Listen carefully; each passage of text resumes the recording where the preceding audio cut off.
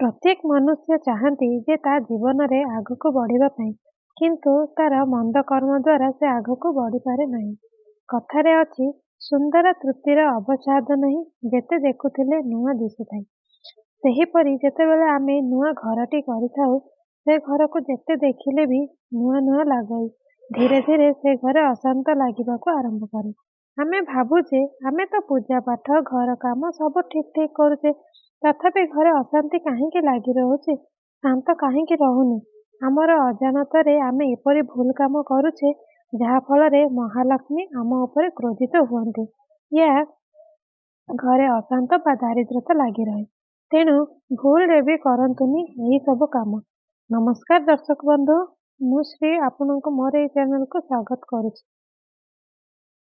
सकाळु उठिबा परे निज मुह दर्पण रे देखिबा द्वारा घरे दारिद्रता बढ़िथाय। कारण सकाळु उठिबा परे निज मुह नुह भगवानଙ୍କ दर्शन करिबा उचित।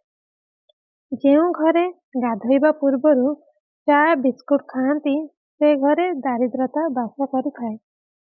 एवं जेउ घरे ब्रह्म मुहूर्त रे स्त्री पुरुष संपर्क रखती, से घरे मध्य दारिद्रता बास करिथाय। जेउ घरे छोट छोट कथारे झगड़ा लागंती एवं घरे महिला मानक सम्मान दिया जाई न थाए, से घरे शुक्र एवं चंद्र क्रोधित हुअन्ति।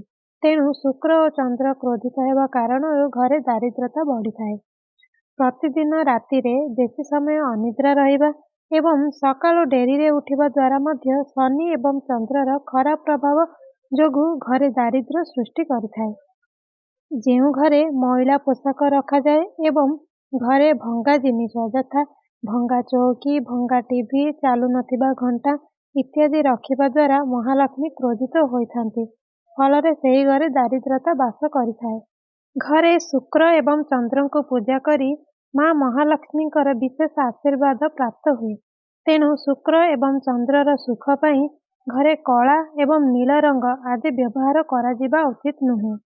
आपण मानक घरे रोषेई घर अलगा तो निश्चय थिबो, किंतु आपण माने निश्चित करिवे जे आपणक घरर दक्षिण पूर्व भागरे रोषेई घर निर्माण करिबाकू हेबो एवं घरर महिला माने गाधोइबा पूर्वरु रोषेई घरे कौनसी काम करिबा उचित नुहे।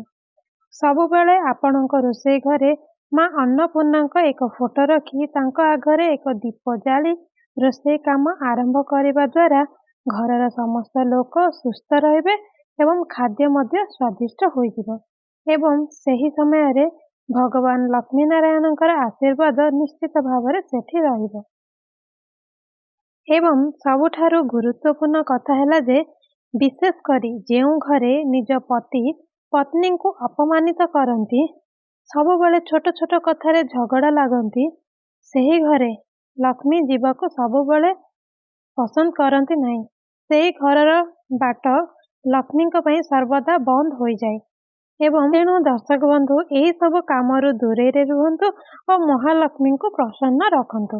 आशा करुछि मोर ए वीडियोटी आपनको निश्चय भल लागिथिबो।